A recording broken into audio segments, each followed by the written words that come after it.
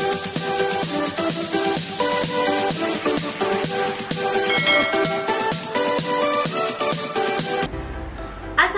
warahmatullahi wabarakatuh. Kembali lagi bersama saya Asri Purwati di La Academia Family YouTube channel.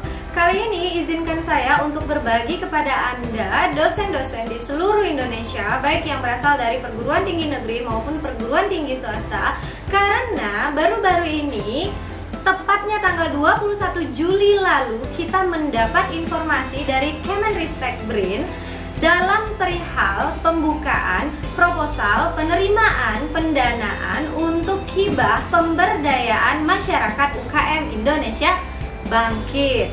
Nah, jadi Anda semua memiliki kesempatan untuk berpartisipasi dalam program PPM ini ya, pemberdayaan masyarakat, mulai dari tanggal hari ini 23 Juli tahun 2020 hingga penutupannya pada tanggal 31 Juli 2020. Jadi jangan sia-siakan kesempatan ini, karena tujuan dari program ini adalah sangat bagus sekali dalam rangka peningkatan ekonomi UKM-UKM yang ada di sekitar Anda dalam menghadapi era new normal di saat pandemi COVID-19. Informasi terkait dengan apa saja yang harus Anda persiapkan di dalam template proposal yang diberikan oleh Kemenristek-BRIN untuk pengusulan program pemberdayaan masyarakat UKM Indonesia Bangkit. Oke, untuk tema dari program pemberdayaan masyarakat Indonesia Bangkit ini adalah sebenarnya terkait dengan new normal, less contact economy. Nah, jadi memang sebenarnya ini adalah salah satu upaya dari Kemenristek-BRIN ya, yang mengajak Anda semua para dosen sebagai penyalur ya untuk mengembangkan ekonomi UKM-UKM yang ada di sekitar Anda. Ya, tujuan dari program ini sesuai dengan tema yang sudah disebutkan tadi adalah Kemenristek-BRIN ini mendorong ya pemberdayaan masyarakat melalui para PTN dan juga PTS, tentunya para dosen-dosennya, untuk sama-sama memberdayakan UKM-UKM yang ada di sekitarnya ya, dan juga menciptakan sebuah inovasi ya yang dalam upaya menjalankan ekonomi yang minim kontak atau less contact ekonomi. Nah, ini tujuannya adalah mendukung agar UKM-UKM ini tetap produktif meskipun masih di dalam era pandemi COVID-19. Dan juga ya, tentunya di sini yang dititikberatkan adalah pemanfaatan dan mengutamakan teknologi informasi berbasis database di era revolusi industri 4.0. Nah, sekarang kita masuk kepada area dari program pemberdayaan UKM Indonesia Bangkit. Nah, ini sebenarnya areanya apa saja? Nah, kalau kita lihat di sini ya, dari sebaran flyers yang sudah kita terima, ini yang pertama untuk areanya adalah peningkatan ketahanan sosial, budaya atau ekonomi masyarakat. Nah, yang kedua adalah terkait dengan kebangkitan sektor pariwisata, baik itu di daerah ya, baik itu di provinsi dan segala macam daerah tempat Anda dosen pengusul ya. Yang ketiga adalah terkait dengan penyusunan ataupun penguatan pemasaran dengan sistem informasi. Nah, jadi ini kaitannya dengan marketing ya, berbasis sistem informasi ataupun digital. Nah, yang selanjutnya adalah peningkatan akses UKM atau UKMK ke sumber daya produktif. Nah, artinya ini untuk menghasilkan sumber daya UKM ataupun UKMK ini yang lebih baik lagi. Nah, yang selanjutnya adalah pengembangan kewirausahaan dan daya saing UKM ataupun UKMK, pemanfaatan kelembagaan koperasi dan UKM atau UKMK ya. Next adalah terkait dengan pemberdayaan usaha mikro, dan yang terakhir adalah tentang keberlanjutan bisnis. Selanjutnya kita masuk ke ruang lingkup ya, yang lebih khusus lagi yang dipersyaratkan untuk Anda dosen-dosen pengusul program pemberdayaan UKM Indonesia Bangkit. Apa saja ruang lingkupnya? Nah, di sini ruang lingkupnya ya, Anda wajib memilih ruang lingkup ini yang di cover di dalam pengusulan Anda tadi minimal adalah 2 ruang lingkup. Apa saja ruang lingkupnya? Yang pertama adalah aspek peningkatan kapasitas teknologi. atau proses produksi. Nah, yang kedua adalah aspek manajerial. Nah, di sini adalah terkait dengan perbaikan-perbaikan di aspek manajerial UKM. Dan yang ketiga adalah aspek permodalan, ya, finansialnya, ya. Yang keempat adalah aspek pengembangan sentra atau pembinaan kelompok UKM atau UKMK. Dan yang terakhir adalah aspek teknologi pemasaran ataupun distribusi. Jadi di dalam pengajuan proposal itu nanti terdiri dari 2 aspek, ya, minimal 2 aspek. Oke, selanjutnya terkait dengan siapa saja sih yang bisa mengusulkan untuk program pemberdayaan masyarakat Indonesia Bangkit tahun 2020 ini. Nah, pesertanya adalah tentunya Anda para dosen PTS maupun PTN, ya, yang namanya para dosen tentu kita wajib memiliki yang namanya NIDN atau nomor induk dosen nasional. Tidak ada persyaratan untuk jabatan fungsional maupun jurnal-jurnal, ya, dalam Anda mengajukan program pemberdayaan masyarakat ini. Jadi setiap Anda yang memiliki NIDN itu berhak untuk mengajukan proposal hibah pendanaan PPM Indonesia Bangkit dengan tujuan Anda sebagai penyalur, ya, untuk kemajuan para UKM-UKM yang ada di sekitar Anda. Jadi, ya, jika Anda ingin mengajukan pengusulan PPM Indonesia Bangkit ini, ya, Anda perlu, ya, membuat satu tim pengusul yang terdiri dari 4 orang. Nah, 1 orang ini sebagai ketua pengusul dan 3 orang sebagai anggota pengusul. Dan di antara keempat pengusul ini diwajibkan multidisiplin. Nah, kenapa ya multidisiplin? Karena kita kembali lagi tadi untuk ruang lingkup permasalahan yang ingin dipecahkan dalam program Indonesia Bangkit ini adalah berbeda-beda ruang lingkup. Tentu, ya, Anda sebagai dosen yang di sini berperan sebagai penyalur dan juga pakar dalam meningkatkan ekonomi UKM, tentunya Anda juga dengan kepakarannya masing-masing dalam memecahkan masalah, ya, masalah yang terjadi di dalam UKM sesuai dengan ruang lingkup yang tadi. Nah, jadi itu persyaratan untuk peserta. Dan, ya, selain dosen, program PPM UKM Indonesia Bangkit ini juga wajib melibatkan minimal 2 orang mahasiswa. Nah, jadi dosen berkolaborasi juga dengan mahasiswa dalam melaksanakan pemberdayaan, ya, untuk UKM melalui program ini. Dan juga, ya, bagi UKM-nya, ya, persyaratannya di sini adalah UKM yang dapat menjadi mitra adalah berjumlah 1 UKM yang memang sudah eksis dan juga sudah berdiri, ya.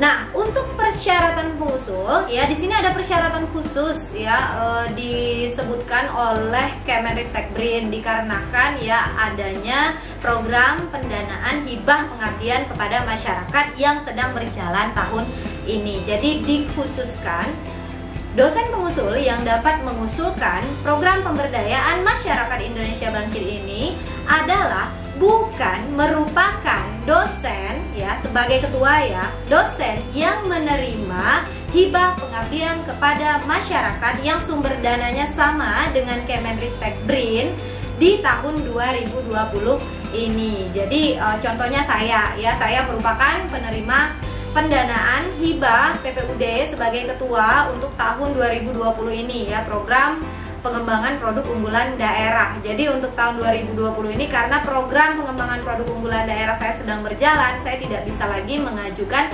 hibah untuk pemberdayaan masyarakat Indonesia Bangkit. Di sini juga, ya, sudah diinformasikan di awal terkait dengan kriteria penilaian. Jadi tentu saja ini memudahkan kita, ya, untuk nantinya mendapat gambaran sebenarnya apa saja yang mesti kita siapkan di dalam proposal. Jadi memang ketika kita membuat proposal kita harus baca dengan teliti apa saja yang memang menjadi requirement atau persyaratan khususnya dalam penulisan proposal dari Kemenristek BRIN. Nah, jadi kriteria umum, ya, di dalam flyers dari Kemenristek BRIN itu mereka sudah memberikan informasi terkait dengan kriteria umum, ya, penilaian yang diberikan di sini adalah yang pertama relevansi usulan proposal kegiatan PPM UKM Indonesia Bangkit yang Anda buat dengan temanya tadi apa, yaitu terkait dengan new normal less contact economy. Nah, jadi ini harus sesuai dengan tema.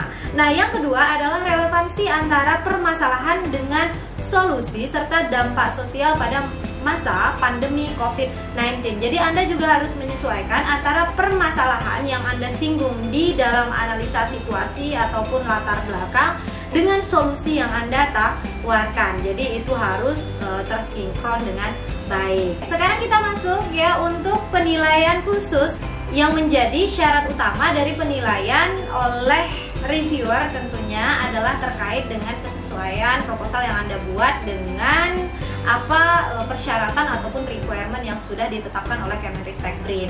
Nah, sekarang berarti kita masuk ke persyaratan template dari proposal yang telah disediakan. Nah, untuk template proposal itu sistematika penulisan Anda dapat mengunduhnya langsung di website SIM Litbangmas, dan juga di sana nanti Anda akan menemukan sistematika penulisan ya seperti yang saya bacakan ini. Sistematika penulisannya katanya di sini maksimum proposal yang Anda ajukan itu hanya berjumlah 10 halaman. Nah, jadi tidak perlu banyak-banyak, tetapi memang singkat, tepat, dan padat ya. Jadi memang harus langsung ke poin-poin penting. Nah, jadi ya, jika Anda lihat pada sistematika penulisan itu untuk pengusulan proposal ini hanya terdiri dari maksimum berjumlah 10 halaman. Jadi ini memang sedikit ya, tidak terlalu banyak, proposalnya hanya 10 halaman. Artinya memang yang Anda ceritakan di sini harus jelas dan juga tepat ya, dan juga singkat. Nah, yang selanjutnya lagi untuk ukuran font itu adalah Times New Roman dengan jarak spasi, katanya di sini 1,5 spasi, ukuran kertas A4, covernya warna hijau. Yang kedua, ini Anda harus melengkapinya dengan halaman sampul ya, halaman pengesahan. Biasanya ini disahkan oleh perguruan tinggi ya, ketua LPPM dan juga rektor maupun ketua dari sekolah tinggi. Yang ketiga adalah daftar isi. Yang keempat, Anda wajib juga membuat ringkasan proposal. Nah, ringkasan proposal ini biasanya kita buat di akhir ya, setelah kita mempersiapkan proposal kita, isinya hingga akhir, baru kita dapat meringkas dari isi tersebut untuk masuk ke dalam ringkasan proposal. Tidak perlu banyak-banyak, di sini maksimumnya hanya 500 kata. Nah, selanjutnya kita masuk ke bagian pendahuluan. Nah, di bagian pendahuluan ini ada analisa situasi. Nah, di sini saya ingin berbagi, jika kita membuat analisa situasi, di sini jangan memberikan gambaran-gambaran yang tidak penting, seperti gambaran-gambaran fenomena secara umum, itu tidak perlu, karena tadi proposal Anda terbatas hanya 10 halaman saja. Jadi di analisa situasi yang paling penting di sini adalah Anda menceritakan kondisi mitra secara detail. Kenapa saya bilang secara detail? Karena reviewer itu akan membaca apakah ini mitra benar-benar layak atau tidak. Artinya di sini jika Anda memperoleh data-data dari mitra ya, masukkan. Jika Anda memiliki nomor-nomor SK pendirian dan segala macam, masukkan di sini, karena itu akan lebih menguatkan bahwa mitra Anda itu benar-benar eksis, benar-benar ada, dan benar-benar ingin ya dilakukan penguatan ekonominya melalui program ini. Nah, itu di analisa situasi. Nah, dalam analisa situasi ini ya, di sini katanya juga Anda harus menampilkan profil mitra yang didukung dengan data yang seperti yang saya gambarkan tadi, dan juga dilengkapi dengan foto-foto. Jadi silahkan Anda survei awal kepada mitra dan lengkapi dengan foto-foto, dan foto-fotonya itu menunjukkan kondisi mitra serta permasalahan-permasalahan yang sedang dihadapi. Yang kedua, ungkapkan selengkap mungkin seluruh persoalan yang dihadapi oleh mitra, terutama pada aspek teknologinya. Nah, biasanya saya mengungkapkan ini permasalahan itu dalam bentuk tabel, dan dalam bentuk tabel itu permasalahan pertama itu ada penjelasan ya permasalahannya apa, dan juga saya lengkapi dengan gambar-gambar dan foto-foto permasalahannya. Jadi itu lebih meyakinkan lagi para reviewer untuk benar-benar gitu kan meyakini bahwa masalah mitra ini benar-benar ada. Nah, selanjutnya lagi di sini permasalahan mitra ya, bagian permasalahan mitra, tulis secara jelas justifikasi pengusul bersama mitra dalam menentukan persoalan prioritas. Nah, persoalan prioritas ini sama seperti proposal hibah PKM ya. Jadi nanti akan ada banyak masalah terlebih dahulu di analisa situasi yang Anda ungkapkan, baik dari segi produksi hingga pemasarannya mitra.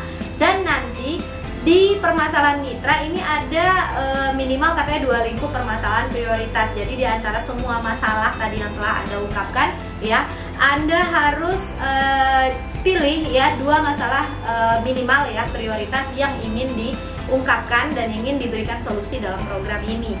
Dan selanjutnya di sini juga dia minta permasalahan prioritas itu diceritakan kembali ya, yang tadinya kita ringkas terlebih dahulu, kita ceritakan kembali secara konkret ya.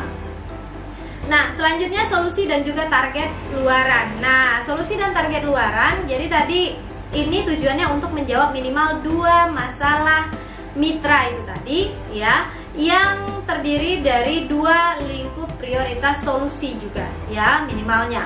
Dan di sini mengutamakan penggunaan teknologi informasi berbasis database. Jadi ingat ya, untuk menjawab permasalahan mitra ini harus ada kaitan dengan pengembangan teknologi, karena kita kan kaitannya tadi temanya adalah tentang revolusi industri 4.0. Nah, yang selanjutnya di bab 3 untuk metode pelaksanaan, di sini Anda harus menjelaskan pihak-pihak yang terlibat dalam pengembangan UKM Indonesia Bangkit. Ini siapa saja, uraian metode pelaksanaannya dari awal yang Anda lakukan. Misalkan ada perancangan, berarti Anda jelaskan perancangannya. Habis itu implementasinya, pelatihannya seperti apa. Dan jangan lupa ya, setelah Anda ya terjun ke lapangan melaksanakan kegiatan, tentu ada evaluasinya. Nah, di sana jelaskan juga evaluasinya nanti dalam bentuk apa ya. Selanjutnya di sini adalah diminta juga menjelaskan deskripsi dari produk teknologi yang akan dikembangkan ke UKM ini tadi ya. Dan selanjutnya lagi ada uraian prosedur kerja dan bagaimana partisipasi mitra dalam melaksanakan program dan juga evaluasi pelaksanaan program seperti yang tadi disebutkan. Nah, selanjutnya ya di bab 4 ini ada kelayakan lembaga. Jadi di sini Anda menguraikan kinerja lembaga perguruan tinggi ya. Ini biasanya kita boleh peroleh dari LPPM. Dan yang kedua adalah jenis kepakaran yang diperlukan dalam menyelesaikan seluruh persoalan. Jadi di sini adalah kepakaran dari masing-masing timnya. Nah, yang terakhir adalah nama tim pengusul dan uraian kepakarannya.